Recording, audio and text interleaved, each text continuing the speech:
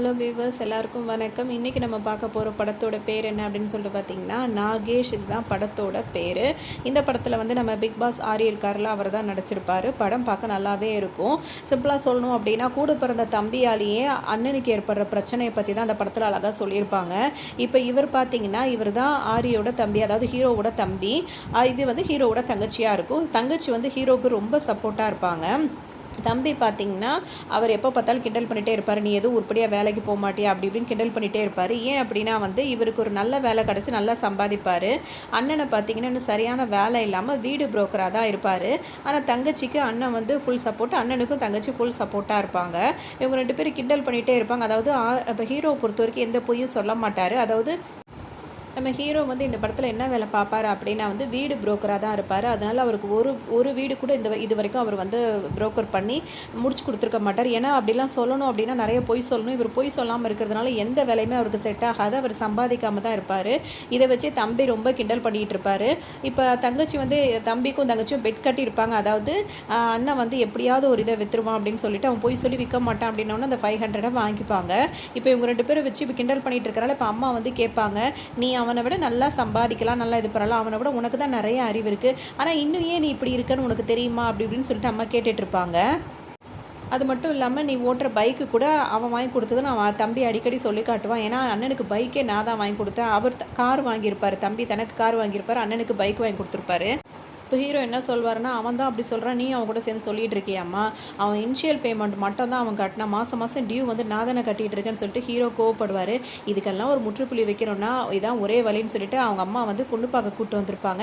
என்னம்மா இப்படி சொல்லாமல் கொள்ளாமல் இப்படி கூப்பிட்டு வந்துட்டுன்னு சொல்லிட்டு ஃபஸ்ட்டு கோவப்படுவார். அதுக்கப்புறம் தங்கச்சி கல்யாணம் பண்ணாமல் நான் கல்யாணமே பண்ண மாட்டேன்னு சொல்வார். அப்படின்னா உன் தங்கச்சி வந்து அவையாராக தான் போகணும்னு சொல்லிட்டு இருப்பாங்க. பொண்ணு வந்து நின்னோன்னே பொண்ணை பார்த்தோன்னே வாயை பொழுந்துட்டு எந்திரிச்சு நிற்க ஆரம்பிச்சிடுவார். இவங்க தான் அந்த படத்தோட ஹீரோயின். அவங்கக்கிட்ட என்ன சொல்லி வச்சுருப்பாங்க அவங்க பெற்றவங்க அப்படின்னா, மாப்பிள்ளை வந்துட்டு சாஃப்ட்வேர் இன்ஜினியராக இருக்காருன்னு சொல்லி வச்சுருப்பாங்க. அதனால் அவங்களும் ஓகே சொல்லிட்டு வந்து நின்றுட்டு இருப்பாங்க. இப்போ பொண்ணு மாப்பிள்ளையை தனியாக பேச சொல்லலாம்னு சொல்லிட்டு அனுப்பும் போது அவர் வந்து டூலெட் போர்டு உங்கள் வீட்டுக்கு எதிர்த்தாப்புலேயே இருக்கும். அதை பார்த்தோன்னே அவருக்கு வேலை சிந்தனை வந்துடும். உடனே அந்த நம்பருக்கு கால் பண்ணி பேசுவார்.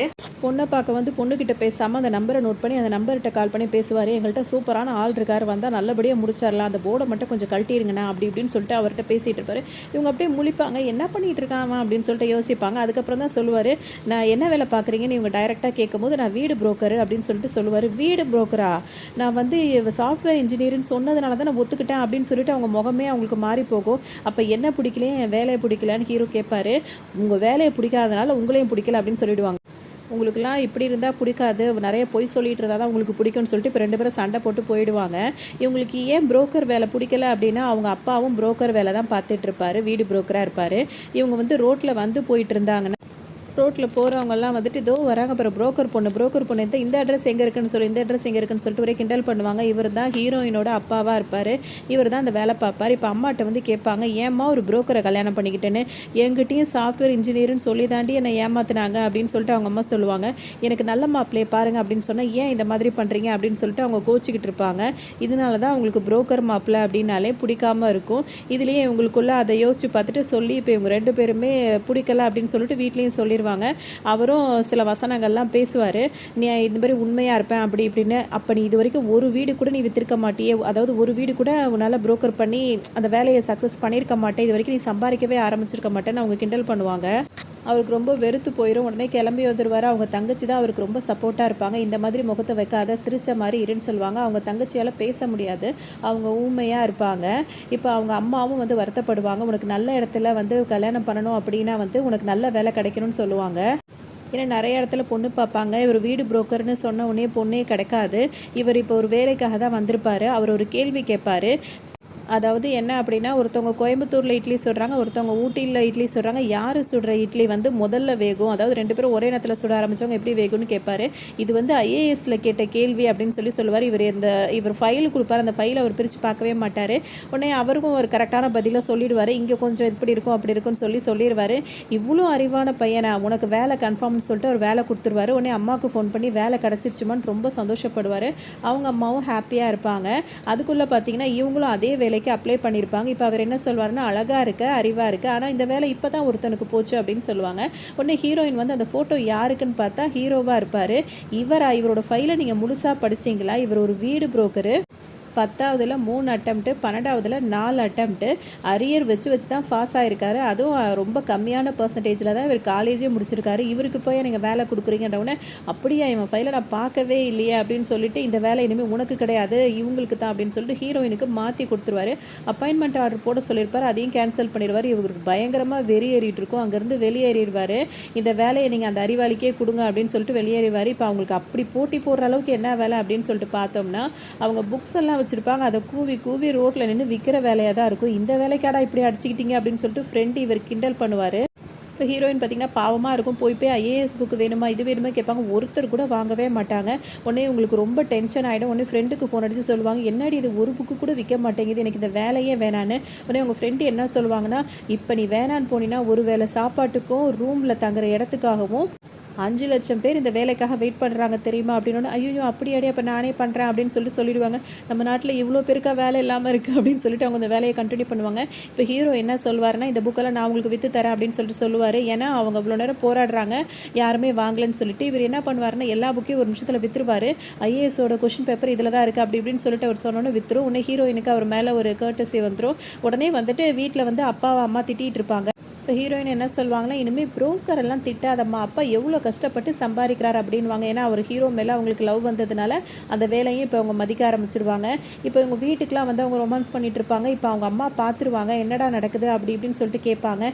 ஏற்கனவே பார்த்து வச்ச பொண்ணு தான் அப்படின்றதுனால அம்மாவும் ஒத்துப்பாங்க. அந்த பொண்ணு முன்னாடியே பையன் இந்த மாதிரிலாம் வம்பு பண்ணிகிட்டு இருப்பாங்க. அதெல்லாம் பார்க்க கொஞ்சம் காமெடியாக போயிட்டுருக்கும். இப்போ என்ன பண்ணுவாங்க அப்படின்னா, ஹீரோயின் வந்து பேசுவாங்க, இவன் என்னோட ஃப்ரெண்டு, இவனுக்கு வந்து ஒரு பொண்ணை லவ் பண்ணுறான், சேர்த்து வைப்பியான்னு சொல்லிட்டு கேட்கும் போது, அதெல்லாம் பண்ணி வைக்கலாம். ஏன்னா ஆல்ரெடி ஒரு ஃப்ரெண்டுக்கு வந்து கல்யாணம் பண்ணி வச்சிருப்பாரு. ஆனால் இன்னும் ஃபர்ஸ்ட் நைட் மட்டும் நடக்காமல் அவர் புலம்பிகிட்டு இருக்காரு. அதெல்லாம் நான் எல்லாருக்கும் கல்யாணம் பண்ணி வச்சிருவேன் அப்படின்னு சொல்லுவார். சரி பொண்ணை கூட்டுவா அப்படின்னு சொல்லுவார் ஹீரோ. பொண்ணு வந்து நிற்பாங்க. யாருன்னு பார்த்தா ஹீரோவோட தங்கச்சியாக இருக்கும். அவருக்கு மயக்கமே வந்துடும். மயக்கம் போட்டு விழுந்துருவார். என்னடா இவன் அப்படி இப்படின்ற மாதிரி இருக்கும். உடனே அவர் இப்போ எந்திரிச்சுக்கு வந்து சொல்லுவார், என் தங்கச்சி வந்து வாய் பேச முடியாதவ, இப்போ நீ கல்யாணம் நான் பண்ணி வைக்கலாம், நீங்கள் 2 பேரும் ஊரை விட்டு ஓடிட்டிங்கன்னா நாளைக்கு ஏதாவது ஒரு பிரச்சனைனா நீ அவளை விட்டுட்டு போயிடுவேன். என் தங்கச்சி உனக்கு வேணும்னா நீ வீட்டில் வந்து முறைப்படி பேசு அப்படின்னு சொல்லிட்டு சொல்லிடுவார். ஏன்னா இப்போ அவளே ஏற்கனவே ஊமையாக இருக்கா, 4 பேர் எதுவும் பிரச்சனைனா என் தங்கச்சியை விட்டுட்டு போயிட்டு நான் என்ன பண்ண முடியும், வீட்டில் வந்து பேசினா தான் ஒத்துப்பேன்னு ஹீரோ சொல்லி தங்கச்சியை கூட்டிகிட்டு போயிடுவார். அவரும் வீட்டில் போய் எல்லார்ட்டையும் சொல்லுவார். எல்லாருமே வீட்டில் உள்ளவங்க மாப்பிள்ளை வீட்டில் ஒத்துப்பாங்க. இப்போ பொண்ணு பார்க்க தான் வந்திருப்பாங்க. பொண்ணை எல்லாருக்குமே பிடிச்சிருக்கும். அந்த நார்மலான அந்த பொண்ணு பார்க்குறது, பலகாரம் சாப்பிட்றது அதெல்லாம் முடித்தோடனே இப்போ மாப்பிள்ளையோட அப்பா என்ன சொல்வார்னா, எனக்கு ஏற்கனவே 2 மருமக இருக்காங்க. அவங்க 2 மருமகளுமே வீட்டுக்கு வரும்போது வந்துட்டு 150 பவுன் நகை போட்டு வந்தாங்க. இவர் தான் மாப்பிள்ளையோட அப்பா. நீங்களும் உங்கள் பொண்ணுக்கு, இவர் தான் அவங்களோட 2 மருமக, நீங்களும் உங்கள் பொண்ணுக்கு வந்து 150 பவுன் நகை போட்டிங்கன்னா போதுமானது, இந்த கல்யாணத்தில் எனக்கு எந்த அப்ஜெக்ஷனும் இல்லைன்னு சொல்லிடுவாங்க. உடனே அம்மாவும் என்ன சொல்லுவாங்க அப்படின்னா, பெற்றவங்கன்னா பிள்ளைங்களுக்கு பிடிச்ச வாழ்க்கையை அமைச்சு கொடுக்கணும், அப்போ தான் அவங்க நிம்மதியாக இருப்பாங்க. 150 பவுன் நகை போட்டால் தான் என் பொண்ணு சந்தோஷமாக இருப்பானா, கண்டிப்பாக நான் அந்த நகையை போடுறேன்னு சொல்லிட்டு அம்மா வாக்குறுதி கொடுத்துருவாங்க. இவர் தான் இன்னொரு தம்பியாக இருப்பார். அவர் என்னென்னா, அவருக்கு செம்ம டென்ஷன் ஆகும். எப்படி இதுக்கெல்லாம் ஒத்துக்கிறீங்கன்னு சொல்லிட்டு அந்த சபையிலேருந்து மூஞ்சி சுழிச்சிட்டு அவர் எந்திரிச்சு போயிடுவார். இப்போ தங்கச்சிக்கும் அண்ணனுக்கெல்லாம் ஒரு மாதிரி சங்கடமாக இருக்குது. ஏன்னா வீட்லேயே இவர் தான் அதிகமாக சம்பாதிக்கிறார். இவரும் இப்படி இருக்கிறதுனால இப்போ தங்கச்சிக்கிட்ட என்ன சொல்வார், எல்லா இடத்துலையும் ஊமை குசும்பியாக இருந்துட்டு எல்லா வேலையும் பார்ப்பாங்க. நீ ஊமையாக இருந்துட்டு இப்படி ஒரு வேலை பார்த்துருக்கியா, எவனையா கட்டி கொடுக்குறவனை கட்டிக்க வேண்டியதானே, எதுக்காக உனக்கு 150 பவுன் போட்டு கட்டி கொடுக்கணுமா அப்படி இப்படின்னு தங்கச்சியை திட்டுவார். இன்னும் அடிக்கவே கை வாங்கிட்டு போவார். அது அவருக்கு இன்னொரு அண்ணனுக்கு பிடிக்காது. என்னடா தங்கச்சி மேலே கை நீட்டுற அப்படி இப்படின்னு அவர் சண்டைக்கு வருவார். இப்படியே ஒரு கை கலப்பாகிட்டு இருக்கும். என்னால் முடிஞ்சது இவளுக்கு ஒரு 30-40 பவுனை போடுவனை தவிர்த்து 150 பவுனில் என்னால் போட முடியாது, ஏதாவது பண்ணிக்கோங்க அப்படின்னு சொல்லிட்டு போயிடுவார். இப்போ அம்மாவுக்கு என்ன பண்ணுறதுனே தெரியாது. இவரை நம்பி தான் அம்மா அந்த வாக்குறுதி கொடுத்துருப்பாங்க. இந்த மாதிரி இவர் சொன்ன உடனே இப்போ வேறு வழியே இருக்காது, என்ன பண்ணுறதுன்னு சொல்லிட்டு யோசிச்சுட்டே இருப்பாங்க. இப்போ 150 பவுன் நகை போட்டால் தான் தங்கச்சிக்கு கல்யாணம் ஆகுன்ற மாதிரி சூழ்நிலை ஆயிடுச்சு. இப்போ அம்மாவுக்கு ஒரு யோசனை வரும், இந்த பத்திரம் ஞாபகம் வரும். அதை கொண்டு வந்து மகன்கிட்ட கொடுப்பாங்க. அது வந்து தங்கச்சி பேரில் இருக்கும். இதுதான் ஹீரோவோட அப்பா. அவர் வந்து உடம்பு சரியில்லாமல் இருக்கும். அவர் என்ன சொல்வார் அப்படின்னா, அந்த நம்ம பொண்ணோட பேரில் இந்த வீட்டோட பத்திரத்தை, அதாவது அவங்களோட சொத்தோட பத்திரத்தை எழுதி வைப்பாங்க. சொத்து என்னவாக இருக்கும்னா ஒரு தேட்டராக தான் இருக்கும். அந்த தேட்டரை வந்துட்டு பொண்ணோட பேருக்கு எழுதி வைப்பாங்க. அப்போ அம்மா கேட்பாங்க, அப்போ நம்ம 2 பசங்களுக்குன்னு கேட்பாங்க, நம்ம பொண்ணு வந்து வாய் பேச முடியாமல் இருக்குது, அவரோட எதிர்காலத்துக்கு இது கண்டிப்பாக உதவும், பசங்களை பொறுத்த வரைக்கும் கவலை கிடையாது, இப்போ தகப்பனோட சொத்தை எதிர்பார்க்காம வேலை செஞ்சு உழைக்கிறவன் தான் ஆம்பளை அப்படின்னு சொல்லிட்டு சொல்லுவார். இது அம்மா சொல்லி அந்த பத்திரத்தை இது வந்து அந்த பொண்ணோட கல்யாண நேரம் வர வரைக்கும் இந்த விஷயத்தை நீ வெளியே சொல்லக்கூடாதுன்னு சொல்லுவார். அதாவது அவங்களுக்கு சொத்து இருக்குன்றதோ, அது தங்கச்சி பேர்ல இருக்குன்றதோ வெளியே இதுவரைக்கும் நீ யார்ட்டயும் சொல்லக்கூடாதுன்றதுனால அம்மா யார்ட்டயுமே சொல்லியிருக்க மாட்டாங்க. இப்ப அந்த பத்திரத்த கொண்டு வந்து மகன்கிட்ட குடுத்து, இது எப்படியாவது வித்து நம்ம பொண்ணோட கல்யாணத்த நடத்தலான்ற மாரி சொல்லியிருப்பாங்க. இங்க பார்த்தீங்கன்னா, ஃப்ரெண்டுக்கு கல்யாணம் பண்ணி வச்சிருப்பாரு. ஆனா, இன்னும் ஃபர்ஸ்ட் நைட் நடக்கலன்னு இவரு ஏதாவது பண்ணி போராடலான்னு முயற்சி பண்ணிட்டு இருப்பாரு. ஒண்ணுமே வேலை நடக்காது. அந்த நேரம் பார்க்க திடீர்னு வந்து ஹீரோ நிப்பாரு. "வா ஊருக்கு போலான்னு" வந்து கூப்பிடுவாரு. "இது என்னடா முன்ன இப்போ கூப்பிடுற? என் பொண்டாட்டிய விட்டு ஒரு நிமிஷம் கூட நான் வரமாட்டேன்" அப்படி இப்படின்னு சொல்லிட்டு இருப்பாரு. இவர் என்ன சொல்வாருன்னா, ₹10 கோடி ப்ராஜெக்ட் நீ மட்டும் வந்தேன்னா உனக்கு கமிஷன் காசே வந்து ₹2,00,000 உடனே பொண்டாட்டி வந்து வாயை பொளந்துருவாங்க. இதுக்கு முன்னே ஹீரோ வந்து வீட்டுக்கு வந்தாருன்னா, அவன் வந்துட்டானா அப்படி இப்படின்னு திட்டிகிட்டே இருப்பாங்க. இதை ஒட்டு கேட்ட உடனே அவங்க காஃபி போட்டே வந்துடுவாங்க. காஃபி மட்டும் கிடையாது, வீட்டுக்காருக்கு பேக்கில் ட்ரெஸ்ஸு கொண்டு அடுக்கி எடுத்துகிட்டு வந்துடுவாங்க. காஃபி குடிங்கண்ணா அப்படி இப்படின்னு அவரையும் கவனிச்சுப்பாங்க. இவருக்கு வந்து ட்ரெஸ் எல்லாம் அவர் வந்து சொல்லுவார், இன்னும் நான் சரியாக கூட ட்ரெஸ் பண்ணலடின்னு, பரவாயில்ல போகிற வழியில் பண்ணிக்கிங்கன்னு சொல்லிட்டு அவர் வலுக்கட்டாயமாக அனுப்பி விட்டுருவாங்க. அது மட்டும் இல்லாமல் இங்கே வந்து அவங்க என்ன சொல்லுவாங்க அப்படின்னா, என் வீட்டுக்கார் வந்து கொஞ்சம் விவரம் தெரியாதவர், அதனால் அந்த ₹2,00,000 பணம் இருக்குல்ல, அதை மட்டும் என் கையில் கொடுத்துருங்க அப்படின்னு சொல்லிட்டு சொல்லுவாங்க. கண்டிப்பாக அப்படின்னு சொல்லிட்டு இப்போ ஹீரோவும் அவரும் கிளம்பி போவாங்க. அவங்க வந்து இந்த தேட்டர் தான் இருக்கும், அது பாலடைஞ்ச மாதிரி இருக்கும். அது இப்போ ரன்னிங்கில் இருக்கிற மாதிரி கண்டிஷன்லேயும் இருக்காது, பாலடைஞ்சு கிடக்குது. இடத்த பார்த்துட்டாங்க, அதை வந்து ஒரு தொட்ட பொறுப்பு ஒப்படைச்சிருப்பாங்க. சரி அவரை போய் பார்க்கலான்னு போவாங்க. அவர் வந்து வெளியூருக்கு போயிருக்கிறதுனால சரி நம்ம இன்றைக்கி தேட்டர்லேயே தூங்குவோன்னு சொல்லிட்டு அவரும் ஒரு ஃப்ரெண்டும் வந்து தேட்டர்லேயே வந்து படுக்கலான்னு சொல்லி முடிவெடுத்துருவாங்க. அங்கே அவங்க படுக்கும் போது தான் அவங்களுக்கு பல விதமான விஷயங்கள்லாம் நடக்கும். எப்படி இருக்கும் அப்படின்னு சொல்லிட்டு பார்த்தோம்னா, இந்த தேட்டரில் வந்து பேய் இருக்குது அப்படின்னு சொல்லிட்டு தான் இப்போ அவங்க ஆல்ரெடி தனித்தனியாக அவங்கவுங்க வேலையை பார்த்து சரி இவங்களுக்கு அது தெரியாது, படுக்கலான்னும் போது அவங்கள பயமுறுத்துகிற மாதிரி இருக்கும். ஆனால் அவங்க அதை நம்ப மாட்டாங்க, ஏதோ கனவு தான் அப்படின்னு சொல்லிட்டு இருப்பாங்க. இப்போ ஹீரோயின் வந்து கால் பண்ணி பேசிகிட்டு இருப்பாங்க ஹீரோ கிட்ட. அவரும் பேசிட்டு இவர் வந்து ஃப்ரெண்டு வந்து தூங்கியிருப்பார். அவருக்கு பேய் கனவாக வந்தவுடனே எந்திரிச்சு வந்து எப்படி தான் இவன் மட்டும் தனியாக நின்று கடலை போடுறானோ அப்படின்னு சொல்லிட்டு பயந்துக்கிட்டு இங்கே வந்துடுவார். நம்ம 2 பேரும் ஒன்றாவே படுக்கலாண்டா அப்படின்னு சொல்லுவார். சரின்னு சொல்லிட்டு இப்போ 2 பேரும் ஒன்றா படுத்துட்டு இருப்பாங்க. ஹீரோ பாட்டுக்கு ஹீரோயின்ட்ட பேசிக்கிட்டே இருப்பார். இந்த ஃப்ரெண்டு வந்து ரொம்ப ஆழ்ந்து தூங்கிடுவார். தனியாக படுக்க பயமாக இருக்குன்னு சொல்லிட்டு அவர் மேலே கை போட்டுட்டு தூங்கிட்டு இருப்பார். அவருக்கு ஃபர்ஸ்ட் நைட் நடக்கலன்ற கவலையில் வந்து ஒரு மாதிரியாக ஊன்னு கத்திக்கிட்டு அவர் மேலே கை போட்டிருப்பார். இவங்க பேசிகிட்டே இருக்கும் போது இவரோட சத்தம் இப்படி கேட்கவும் அவங்க வந்து நீ வேறு ஏதோ தப்பு பண்ணிகிட்டு இருக்கியா, என்னடா உனக்கு இப்படி இருக்குது அப்படி இப்படின்னு சொல்லிட்டு சண்டை போட ஆரம்பிச்சிருவாங்க. அவர் எவ்வளோ சொன்னாலும் இவங்க நம்ப மாட்டாங்க. அப்படின்னு அவர் கோவத்திலேயே ஃபோனை கட் பண்ணிவிடுவாங்க. இவருக்கு வேறு பயங்கர வெறியேறிடும். இப்போ நேர்லேயே வந்து நிற்பாங்க. அவர் சொல்லுவார், பாத்தியா என் ஃப்ரெண்டு கூட தான் நான் இருக்கேன், சொன்னால் நம்ப மாட்டேன், இதுக்காக நேரில் வந்து செக் பண்ணுவியா.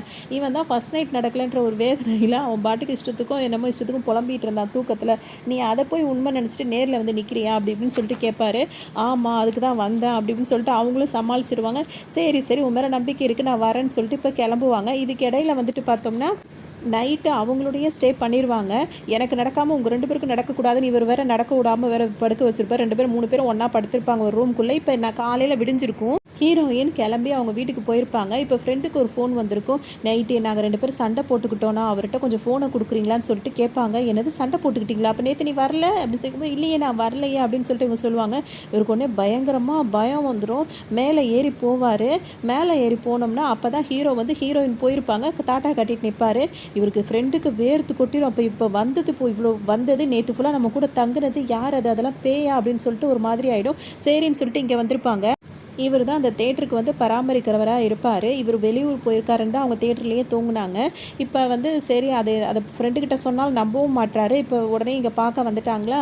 இப்போ வந்தவொடனே நேற்றே வந்துட்டிங்களா, நைட் எங்கே தங்குனீங்கன்னு கேட்கும்போது தேட்டரில் தான் தூங்கணும்னு சொன்ன உடனே அவங்களோட வீட்டுக்கார அம்மா பயந்து ஐயோ தேட்டர்லையா அப்படின்னு சொல்லிட்டு அலறுவாங்க. என்னான்னு சொல்லி கேட்கும்போது அந்த தேட்டரில் பேய் இருக்குது, எப்படி நீங்கள் தூங்குனீங்க அப்படின்னு சொல்லிட்டு கேட்பாங்க. இவங்க 2 பேருக்கு கொஞ்சம் இதாக தான் இருக்கும், ஏன்னா கனவு அது இதுன்னு வந்துக்கிட்டே இருந்தது. ஃப்ரெண்டுக்கு நல்லாவே தெரியுது அங்கே பேய் இருக்குன்னு. ஆனால் இவர் வந்து அப்படிலாம் ஒன்றும் கிடையாது, அப்படிலாம் இப்படி இருந்தால் அந்த இடத்த எப்படி விற்க முடியும், என் தங்கச்சி கல்யாணத்தை எப்படி நான் நடத்துவேன், அதனால் நான் 2-3 நாளைக்கு நான் தேட்டர்லேயே தங்குறேன், அங்கே தான் பேய் இல்லைன்னு தெரிஞ்சதுக்கு அப்புறமா யாராவது வாங்க வருவாங்க அப்படின்னு சொல்லிட்டு அவர் எவ்வளோ சொல்லியும் கேட்காம நான் தேட்டர்லேயே தங்குறேன்னு சொல்லுவார். இவங்க வந்து லேடி புரோக்கராக இருப்பாங்க, அதாவது வீடு புரோக்கர் தான் அவங்க. சில ஆளுங்களெல்லாம் நான் கூட்டிகிட்டு வரேன் அப்படின்னு சொல்லிட்டு சொல்லுவாங்க. அது மாதிரி 2-3 பேரை வந்து கூட்டிகிட்டு வந்துட்டு இருப்பாங்க. அதில் ஒருத்தர் வந்து வீடு பார்க்க வருவார். அவருக்கு வீடெல்லாம் பிடிச்சிருக்கும். அதாவது வீடுன்னு சொல்கிறேன் பாருங்கள், அந்த தேட்டர் இருக்குல்ல, தேட்டரை பார்த்துட்டு ஓகே நல்லா இருக்குன்னு சொல்லி பிடிச்சிருக்கும். ஆனால் நான் எது செஞ்சாலும் சாமியார்கிட்ட கேட்காம செய்ய மாட்டேன்னு சொல்லிட்டு ஒரு சாமியாரை கூப்பிட்டு வந்திருப்பாரு. அவர் வந்து வீடை அந்த தேட்டரை பார்த்துட்டு இது சரியில்லை, இந்த இடம் வாங்க வேண்டாம், போயிடுன்னு சொல்லுவார். அவரும் எனக்கு வேணான்னு சொல்லிட்டு அவரும் கிளம்பிடுவார். என்னடா இது எல்லாரும் பார்க்க வராங்க, யாரும் வாங்க மாட்டாங்களேன்னு ரொம்ப கவலைப்பட்டுட்டே இருப்பார். அப்போ தான் அவர் நியூஸ் பேப்பரில் பார்ப்பார், ஒருத்தர் இறந்து போயிருப்பார். அதாவது ஹீரோவுக்கு கனவு வரும், கனவுல யாரெல்லாம் வராங்களோ அவங்கெல்லாம் மறுநாள் நியூஸ் பேப்பரில் இறந்து போயிருப்பாங்க. அவர் எப்படி கனவு கண்டாரோ அதே மாதிரி இறந்து போயிருக்கிறதா அவருக்கு தோணும். என்ன இது புதுசாக இருக்குது அப்படின்னு சொல்லிட்டு அவருக்கு ஒன்றுமே புரியாது, ரொம்ப குழப்பமாகவே இருக்கும். அப்போ இந்த ஆள் வந்து நின்று பார்த்துட்டே இருப்பாள். யாருன்னு சொல்லிட்டு அவரை துரத்திக்கிட்டு போவார். துரத்திட்டு போய் ஒரு இடத்துல பிடிச்சிட்டு உனக்கு இந்த நடக்கிற விஷயத்துக்கும் உனக்கும் ஏதோ சம்மந்தம் இருக்குது, என்னன்னு சொல்லுன்னு சொல்லிட்டு கேட்பாரு. அவரை கவனிக்கிற மாதிரி முறையில் கவனிச்சாதான் அவர் சொல்லுவாருன்னு சொல்லிட்டு அவர் அந்த மாதிரி கவனிச்சிட்டு இருப்பாங்க. அப்போ தான் அவர் சொல்லுவார், அந்த தேட்டர் வந்து இப்படி கதை அங்கே பேய் இருக்குது, அங்கே யாரும் வாங்க மாட்டாங்க, நிறைய பிரச்சனைகள்லாம் இருக்குது, அப்படி இப்படின்னு சில விஷயங்கள்லாம் சொல்லுவார். அதுபடி அதனால தான் இந்த மாதிரிலாம் ஓடுதுன்னு சொல்லும் போது இவர் ஹீரோ அதெல்லாம் நம்ப மாட்டார். இப்போது இந்த மாதிரி 3 பேரை பற்றி சொல்வார். இந்த 3 பேர் இந்த மாதிரி சில விஷயங்கள் நடந்திருக்குன்னு சொல்லுவார். அது என்னன்றது பின்னாடி தான் நம்மளுக்கு தெளிவாக தெரியும். இப்போ வந்துட்டு இப்போ இந்த காட்டிகிட்டு இருக்க 4-5 பேருமே வந்து ஹீரோவோட கனவுல வருவாங்க. ஒருத்தர் மாதிரி ஒருத்தராக கனவுல வருவாங்க. ஹீரோக்கு எப்படி கனவு காண்றாரோ அதே மாதிரி அவங்க இறந்து போவாங்க. மறுநாள் நியூஸ் பேப்பரில் அவர் பார்ப்பார். இதெல்லாம் உண்மையாகவே எப்படி நடக்குதுன்னு சொல்லிட்டு அவருக்கு ஆச்சரியமாக இருக்கும். அவருக்கு ஒரு மாதிரியாக இருக்கும், இதுக்கு விடையே தெரியலையே அப்படின்னு சொல்லிட்டு யோசிச்சுட்டே இருப்பார். இதுக்கிடையில் அவர் அங்கே தங்கிட்டு இருக்கும்போது அங்கே பயங்கரமாக இருக்கும். இவர் ஒருத்தர் அந்த தேட்டரை பார்க்க வந்திருப்பார். ரொம்ப பிடிச்சிருக்கு, நான் வாங்கிக்கிறேன்னு சொல்லிட்டு அங்கே போய் நிற்பார். திடீர்னு பேயாக மாறிடுவார். அந்த பேய் தான் மறுவுருவம் எடுத்து வந்தவொடனே ஹீரோ பார்த்துட்டு ஓட ஆரம்பிச்சிருவார். பேய் அடிக்கடி நேரில் பார்க்குறனால பயந்து போய் என்னடா அது ஒன்றுமே புரியல, அந்த தேட்டரில் பேய் கன்ஃபார்மாக இருக்குது போல இருக்குது, வர்றவங்களாம் இப்படி ஓடுறாங்க அப்படி இப்படின்னு ஒன்று. அம்மா வேறு இடையில கால் பண்ணி என்னப்பா ஆச்சுன்னு கேட்பாங்க. அதெல்லாம் நல்லதாம்மா போயிட்டுருக்கு, சீக்கிரம் தேட்டர் வித்துருன்னு சொல்லிட்டு அம்மாவுக்கும் அர்த்தல் சொல்லுவார். பேய் இருக்க விஷயத்தெல்லாம் சொல்ல மாட்டார், அவங்க பயப்படுவாங்கன்னு. இப்போ என்ன பண்ணுவாருன்னா சாமியார்கிட்ட வருவார். இப்போ இந்த சாமியார் என்ன சொல்வார்னா, இந்த எலுமிச்சை பழத்தை வச்சுக்கோ, இதை வச்சுட்டு நீ படுத்துக்கோ, அதெல்லாம் சரியாக போயிடும் அப்படின்னு சொல்லிட்டு சொல்லுவார். சரின்னு சொல்லிட்டு ஹீரோவும் அந்த சாமியார் கொடுத்த எலுமிச்சை பழத்தை வாங்கிட்டு வந்து வச்சுட்டு படுப்பார். இங்கே பார்த்தீங்கன்னா இவரை காட்டுவாங்க. அடுத்தது இறந்து போகிறது இவர் தான். ஒவ்வொருத்தரும் இறந்து போயிட்டு இருக்காங்கல்ல, அதில் இவர் ஒருத்தராக இருப்பார். இவரோட ஒய்ஃப் வந்து நம்ப மாட்டாங்க, நீ வேற எங்கேயோ இருக்க போய் சொல்கிறோம் போது, இல்லடி நான் வீட்டில் தான் இருக்கேன், வேணா வீடியோ கால் பாருன்னு சொல்லுவார். இந்த வீடியோ காலில் அவர் காட்டும் போது பின்னாடி ஒரு பேய் நிற்கும். அதை பார்த்து அவர் ரொம்ப பயப்படுவார். இப்போ அவரது ஃபோனில் வந்து பின்னாடி பேய் தெரியும். பேய் வர சீனில் எனக்கு பயமாக இருக்கும் அப்படின்றதுனால நான் பார்க்க மாட்டேன். அதனால் என்னால் உங்களுக்கும் அந்த சீனெல்லாம் காட்ட முடியல. ஸோ அந்த பேய் வந்து அங்கங்கே நிற்கிற மாதிரி அவருக்கு அந்த வீடியோ காலில் தெரியும். இவருக்கு என்ன பண்ணுறதுனே தெரியாது. இப்போ அடுத்த கொள்ள ரெடி ஆகிடுச்சு. இப்போ எல்லாம் கூடி நின்று பேசிகிட்டு இருப்பாங்க. இதுக்கெல்லாம் ஒரே வழி சாமியார்கிட்ட போகிறது தான் சொல்லிட்டு இங்கே வருவாங்க. இப்போ சாமியார் என்ன சொல்வார் அப்படின்னா, நேற்று தான் நீங்கள் எலுமிச்சப்பழம் கொடுத்தீங்கல்ல, அந்த எலுமிச்சப்பழத்தை கொண்டு போய் இருந்து கூட திரும்ப அதே கனவு தான் வருது அப்படின்னு சொல்லிட்டு ஹீரோ சொல்லுவார். இப்போ சாமியார் என்ன சொல்வார் அப்படின்னா, நேற்று நான் ஊர்லேயே இல்லையே அப்படின்னு சொல்லுவார். அப்போ நீங்கள் ஊரில் இல்லைன்னா எங்களுக்கு எலுமிச்சப்பழம் கொடுத்தது யாருன்னு சொல்லி கேட்கும்போது, பேய் வந்து என்னோடய ரூபத்தில் வந்து உனக்கு அது கொடுத்துருக்கு, நான் இன்றைக்கி காலையில் தான் நான் ஊருக்கே வந்தேன்னு சொல்லிட்டு சொல்லுவார். இது என்னடா வம்பா இருக்குது அப்படின்னு சொல்லிட்டு இப்போ யாரை தான் நம்புறதுன்னு நினைப்பாங்க. நான் உண்மையான சாமி தான், ஏன்னா நான் அதாவது சாமி அந்த சிலை பக்கத்தில் இருக்கும்ல, இது பக்கத்தில் வந்துட்டு நான் போய் சொல்ல முடியாது, சாமி சிலை வச்சுட்டு நான் போய் சொல்ல முடியாது, நான் தான் உண்மையான சாமியார் அப்படி இப்படின்னு சொல்லுவார். அவர் அப்போ தான் அவருக்குன்னு ஒரு நம்பிக்கை வரும். அதோடு அவர் பாட்டுக்கு இருந்துகிட்டு இருப்பார். அது மட்டும் இல்லாமல் அந்த சாமியார் என்ன சொல்வார்னா, ஒரு 90ன்னு சொல்லுவாங்கள்ல, ஒரு பவுட்ரு மாதிரி இருக்குமே, அது வந்து கொடுப்பாங்க. இது நீங்கள் படுக்கும்போது உங்களை சுற்றி ஒரு வட்டம் போட்டு படுங்கன்னு கொடுப்பாங்க. அதை வாங்கியிருப்பாங்க. இந்த டைம் ஹீரோயின் வருவாங்க. அவங்க ஹீரோ கையில் ஃப்ரெண்டோடு வந்திருப்பாங்க. என் பர்த்டே, அதனால் இதை கொடுத்துரு அப்படின்னு சொல்லிட்டு சொல்லுவாங்க. அதாவது ஃப்ரெண்டு முன்னாடி கிஃப்ட் கொடுக்குற மாதிரி ஏற்பாடு பண்ணுவாங்க. இவர் என்ன பண்ணுவாருன்னா, அதை வாங்கி கையில் வச்சுக்கிட்டு ஃப்ரெண்டுக்கிட்ட போய் ஹாப்பி பர்த்டேன்னு சொல்லிட்டு அவர் அந்த ஃப்ரெண்டுக்கிட்ட நிட்டுவார். உடனே அந்த ஃப்ரெண்டு சொல்லும், உன் பர்த்டேவை கூட ஞாபகம் வச்சிருக்காத ஒருத்தனை போய் லவ் பண்ணிட்டு இருக்கேன்னு உடனே இவருக்கே தலையில் அடிச்சுப்பார். அதாவது ஃப்ரெண்டு முன்னாடி இவர் எதுவும் கிஃப்ட் வாங்கலை, இவருக்கு ஒரு கிஃப்ட்டை வாங்கிட்டு வந்து கையில் கொடுத்து அதை என்கிட்ட கொடுறான்னு சொன்னால் அதை கூட இவர் உருப்படியாக செய்ய மாட்டாருன்னு சொல்லிட்டு அவங்க திரும்பவும் கோச்சிக்கிட்டு போவாங்க. இவங்க 2 பேருக்குள்ள திரும்ப சண்டை வந்துடும். அதே மாதிரி தான் இப்போ உன் மேலே கோவம் வருது, ஆனால் லவ் அதிகமாக இருக்குது அப்படி இப்படின்னு சொல்லிட்டு சமாதானம் ஆகிட்டே இருப்பாங்க. இதுக்கு இடையில இவருக்கு வர கனவு எல்லாம் பழிச்சு எல்லோரும் இறந்து போயிட்டே இருப்பாங்க. அப்படி இது எதனால் நடக்குது, ஏன் நடக்குதுன்னே தெரியல. இவர் இதை என்கிட்ட எதையும் மறைக்கிறேன்னு ஹீரோயின் சொல்லும் போது அதெல்லாம் இப்படி தான் நடந்ததுன்னு சொல்லிட்டு இதனால தான் ஒரே யோசனையாக இருக்குன்னு சொல்லி ஹீரோ எல்லாத்தையுமே சொல்லுவார். அப்படியே பேசிக்கிட்டே இருப்பார். என்ன ஆகுனா அவருக்கு தூக்கம் வந்துடும். உடனே வீடியோ கால் ஆன் பண்ணிவிட்டு அப்படியே கொஞ்ச நேரம் பேசிகிட்டு இருப்பாங்க. அப்படியே அவர் வந்து ஹீரோ வந்து தூங்கிடுவார். அப்படியே அந்த ஹீரோயின் வந்து அவர் தூங்குறதையே பார்த்துக்கிட்டு வீடியோ பார்த்துட்டே இருப்பாங்க. அப்போ தான் சில விஷயங்கள் நடக்கும். அந்த வீடியோவில் அவர் தூங்கினதுக்கு அப்புறமா ஒரு பேய் வந்து சில வேலைகள்லாம் ஒருத்தனை கொலை பண்ணுற மாதிரி ஒரு சீனை வந்து அவங்க வீடியோ காலில் பார்ப்பாங்க. அவங்களுக்கு அப்படியே தூக்கி வாரி போட்டுரும். கொஞ்சம் எந்திரிச்சு போய் ஜன்னல் கிட்ட கதவு அடிக்கிற சத்தம் கேட்கும். எந்திரிச்சு போய் ஜன்னலில் பார்த்தாங்கன்னா அவங்க எதை வந்து பார்த்தாங்களோ, வீடியோ கால்ல பார்த்தாங்களோ, அதே மாரி நேர்ல வந்து அவர அந்த பேய் வந்து கொல்லும். இவங்களுக்கு ஒண்ணுமே ஓடாது. திரும்ப சாமியார பார்க்க வருவாங்க. அவர் வந்து ஆல்ரெடி அந்த 90 குடுத்துருப்பாரு. அத போட்டுட்டு படுத்தீங்களான்னு சொல்லிட்டு கேட்பாரு. ஹீரோ வந்து அப்படிதான் படுத்தோம்ன்னு சொல்லுவாங்க. இவங்க அப்படிதான் போட்டுட்டு படுத்திருப்பாங்க. ஆனா, அவங்க விரல் பட்டு ஒரு இடம் மட்டும் மெலிசா ஒரு கேப் விழுந்திருக்கும். அந்த கேப்புக்குள்ள வந்து பேய் பூந்து இந்த மாதிரி கனவுல காட்டிட்டு போயிருக்கும். இப்ப திரும்ப வரும்போது அவரு சாமியார் என்ன சொல்வாருன்னா, "இன்னும் ஒரு நாள் இங்க தங்குனீன்னா எல்லாத்துக்கும் உனக்கு விடை தெரிஞ்சிடும்னு" சொல்லுவாரு. இதுக்கிடையில அம்மாவும் ஃபோன் பண்ணி கேட்பாங்க. அவர் அப்டேட் குடுத்துட்டு தான் இருப்பாரு. அங்க இருக்கிறது உண்மையான விஷயத்த சொல்ல மாட்டாரு. இப்ப அந்த பாதுகாத்துட்டு இருக்காங்கல்ல அந்த தியேட்டர் அவங்க என்ன சொல்லுவாங்கன்னா, "இனிமே நீங்க அங்க போய் தங்காதீங்க. நீங்க இங்கேயே தங்குங்க" அப்படின்னு சொல்லுவாங்க. சரின்னு சொல்லிட்டு அவங்க இங்க அவர் வீட்லயே தங்கியிருப்பாங்க. ஆனா அப்ப நம்ம தூங்கினா தானே நம்மளுக்கு அந்த கெட்ட கனவுலாம் வருது. நம்ம தூங்க வேண்டாம். நம்ம முழிச்சிட்டே இருக்கோம்னு சொல்லிட்டு ஹீரோவும் அவர் ஃப்ரெண்டு தூங்க மாட்டாங்க. 2 பேரும் முழிச்சிட்டே உட்காந்துருப்பாங்க. அப்பதான் ஹீரோவுக்கு கால் வரும். ஹீரோயின் தான் கால் பண்ணுவாங்க. "நீ என்ன வர சொல்லிட்டு அங்க என்ன பண்றேன்னு" சொல்லிட்டு கேட்பாங்க. "எங்க வர சொன்னேன்னு" சொல்லிட்டு ஹீரோ கேட்பாரு. "தியேட்டருக்கு வர சொன்னி, நான் தியேட்டர்ல தான் இருக்கேன்னு" சொல்லிட்டு ஹீரோயின் சொல்லுவாங்க. "நான் எப்போ உன்னை வர சொன்னேன்" அப்படின்னு சொல்லிட்டு ஹீரோ கேட்பாரு. ஐயோ இப்போ எப்படியாவது இவளை காப்பாற்றணுமேனு சொல்லிட்டு வேகமாக ஹீரோ வந்துட்டு இருப்பாரு. அவர் வந்து பார்க்கும்போது ஹீரோயின் வந்து ஒரு பெரிய கிணறு இருக்கும். அதுக்கிட்ட போய் நின்றுட்டு இருப்பாங்க. ஹீரோ கூப்பிட்டோன்னு திரும்பி பார்ப்பாங்க. கொஞ்ச நேரத்தில் அந்த கிணறு அவங்கள உள்ளே இழுத்துரும். உள்ளே அப்படியே போட்டு மூடிடும். அவர் ஹீரோவுக்கு பயங்கர டென்ஷன் ஆயிரும். அதை திறந்து பார்ப்பாரு. திறக்கவே முடியாது. ரொம்ப அழுதுட்டு இருப்பாரு. அநியாயமாக இறந்து போயிட்டாலே அப்படின்னு சொல்லிட்டு அவர் கதறிட்டு இருக்கும்போது பின்னாடி வந்து அவர் முதுல தொட்டு, "இங்கே என்ன பண்ணுறேன்னு" சொல்லிட்டு ஹீரோயின் கேட்பாங்க. "நீ எப்போ வந்தேன்னு" கேட்பாங்க. "நான் இப்போ தான் வரேன். என்ன வர சொல்லிட்டு நீ என்ன பண்ணுற, முன்னாடியே வந்துட்டேன்னு" கேட்டுட்டு இருப்பாங்க. அப்போ உள்ளே போனது யாருன்னு ஹீரோவுக்கு தெரியாது. உடனே ஹீரோயின் கையை பிடிச்சிட்டு இங்கேருந்து போயிடலாம் வா அப்படின்னு சொல்லிட்டு 2 பேரும் இப்போ அந்த இடத்த விட்டு ஓடலான்னு நினைப்பாங்க. கரெக்டாக கேட்டுக்கிட்ட மட்டும் வருவாங்க. ஆனால் அவர் 2 பேரும் அந்த காற்று உள்ளே இழுத்துரும். ஹீரோயினை வெளியவே விடாது. அப்படியே அவங்க ஹீரோ மட்டும்தான் அந்த 2 பேரையும் விடாது. முயற்சி பண்ணி ஹீரோ வந்து வெளியே போயிடுவார். ஹீரோயின் வந்து பார்த்தீங்கன்னா அப்படியே உள்ளே இருப்பாங்க. இதுக்கு முன்னாடி அவங்க அந்த வீடியோ காலில் அவங்க என்னென்ன பார்த்தாங்களோ அதெல்லாம் ஹீரோ கிட்ட வந்து சொல்லிட்டு இருப்பாங்க. "நீ சொன்னும் போது கூட நான் நம்பலை. ஆனால் நீ சொன்னது எல்லாத்தையுமே நான் நேரில் பார்த்தேன். நீ நேரில் பார்த்து இதெல்லாம் நான் கனவுல பார்த்தேன்னு" சொல்லிட்டு ஹீரோ பேசிப்பாரு. நம்ம இங்கே இருக்கிறது ஆபத்துன்னு சொல்லிட்டு தான் இப்போ 2 பேருமே இங்கேருந்து ஓடலாம்னு நினைக்கும் போது அந்த பேய் வந்து ஹீரோயினை வந்து உள்ளே பிடிச்சி வச்சுக்கும் விடாது. ஒரு அளவுக்கு மேலே ஹீரோவால் போராட முடியாது. அந்த பேய்க்கு வந்து ஹீரோயின் மேலே கோபமாக இருக்கும். அவங்கள கொல்லணுன்னே அது நினைக்கும். ஏன்னு ஹீரோவுக்கு புரியவே புரியாது. அவர் இப்போ ஹீரோயின் உள்ளே மாட்டிக்கிட்டாங்க. திரும்ப அவர் உள்ளே வலுக்கட்டாயமாக வந்துடுவார். தேட்டருக்குள்ளே வந்து நின்றுட்டு, அவளை நீ கொடுக்கல அப்படின்னா நானே கொன்னுடுவேன்னு சொல்லிட்டு அப்படியே கழுத்தை அப்படியே அறுக்கிற மாதிரி வச்சுட்டு இருப்பாரு. வலுக்கட்டாயமாக அந்த கையிலேருந்து அந்த கத்தியை கீழே வாங்கி அந்த பேய் போடும். என்னன்னு அவருக்கு புரியாது. அப்போ தான் அவங்க ஃப்ளாஷ்பேக்கு சொல்லுவாங்க. இவங்க வந்து ஒரு ஆசிரமம் வச்சு நடத்துவாங்க. இவங்க டாக்டராக இருப்பாங்க. 10 ரூபா டாக்டராக இருப்பாங்க.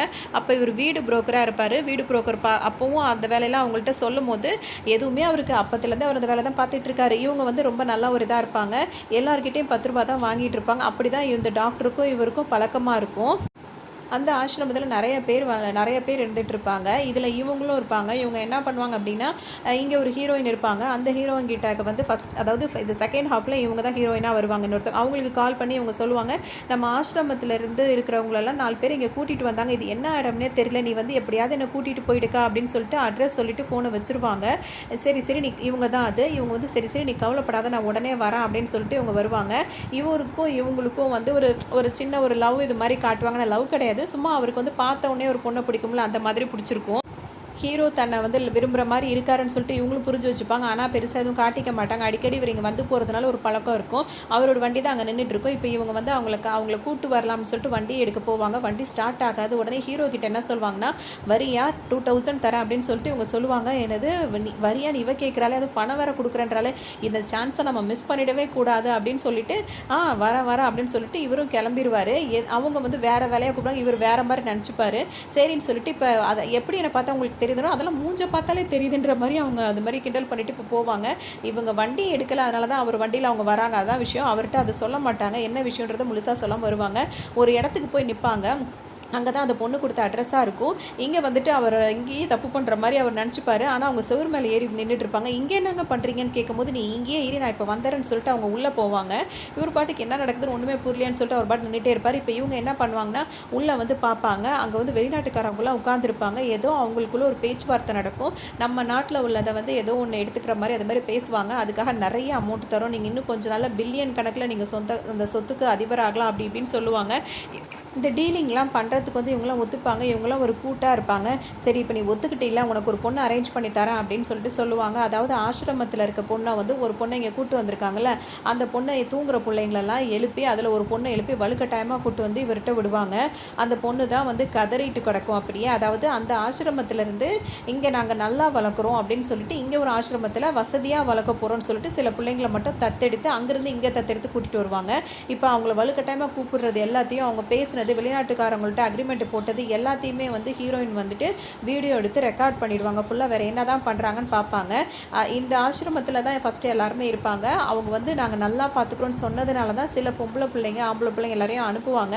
இந்த பொண்ணை வந்து ஒரு வழியாக்கி பாடாப்படுத்திடுவாங்க. அது மூச்சு திணறலோட கடந்துட்டு இருக்கும். அந்த டைமும் அதை விட மாட்டாங்க. நம்ம பேசின மாதிரி இந்த வேலையை பண்ணணும்னு சொல்லிட்டு அந்த வேலைக்கு பண்ணுறதுக்காக கூட்டிகிட்டு போயிட்டு இருப்பாங்க.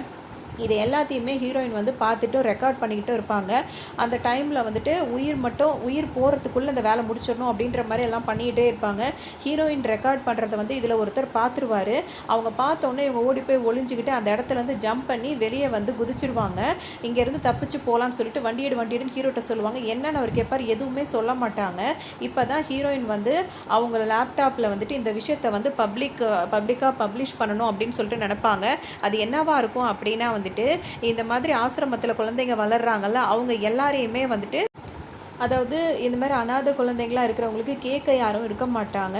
ஆதரவு இல்லாத அந்த குழந்தைங்களை வந்து நாங்கள் நல்லா வளர்ப்போம் அப்படின்னு சொல்லிட்டு நல்லா திடமாக இருக்கிற பிள்ளைங்களை வந்து கூட்டிகிட்டு போகிறாங்க. அங்கே கூட்டிகிட்டு போய் என்ன பண்ணுவாங்கன்னா, இந்த மாதிரி வெளிநாட்டு விஷயங்களுக்கெல்லாம் ஒத்து போகிறதுக்காக அவங்களுக்கு இந்த மாதிரி சேல்ஸ் பண்ணுற வேலையும் பண்ணுவாங்க. அது மட்டும் இல்லாமல் அந்த மாதிரி ஏதாவது ஆகும்போது இறந்து போகிறதுக்கு முன்னாடி வந்துட்டு அந்த குழந்தைங்களோட உடம்புல இருந்து பிளாஸ்மா அப்படின்னு சொல்லிட்டு ஒன்று இருக்கும் ரத்தத்தில், அதை வந்து எடுப்பாங்க. இது எதுக்காக அவங்க யூஸ் பண்ணுறாங்க அப்படின்னு பார்த்தோம்னா, வயசான காலத்தில் வந்து அவங்களுக்கு வந்துட்டு வெளிநாட்டில் உள்ளவங்களுக்கெல்லாம் வயசானவொன்று தோல்லாம் சுருங்குதில்ல, அப்போ நம்ம இந்த பிளாஸ்மான்ற ஒரு இது குறையிறதுனால தான் அப்படி இருக்கும். ஸோ இறக்கிறதுக்கு முன்னாடி உடம்புல உள்ள ரத்தத்துலேருந்து அந்த பிளாஸ்மா எடுத்து வெளிநாட்டுக்கு ஏற்றுமதி செஞ்சோம்னா நிறைய பணம் கிடைக்கிது அப்படின்னு சொல்லிட்டு தான் அநாத குழந்தைங்கக்கிட்ட இருந்து இந்த மாதிரிலாம் பண்ணுறாங்க. இதை வந்து ஹீரோயின் கண்டுபிடிச்சிருப்பாங்க. அந்த ப்ரூஃப் கொண்டு பப்ளிஷ் பண்ணணும்னு சொல்லிட்டு விடிய வந்தது வராதுமா அந்த லேப்டாப்பில் எல்லாத்தையுமே ஏற்றிடுவாங்க. ஆனால் பப்ளிஷன் மட்டும் கொடுக்க மாட்டாங்க. அதுக்குள்ளே ஹீரோ கிட்டேருந்து ஒரு கால் வரும்.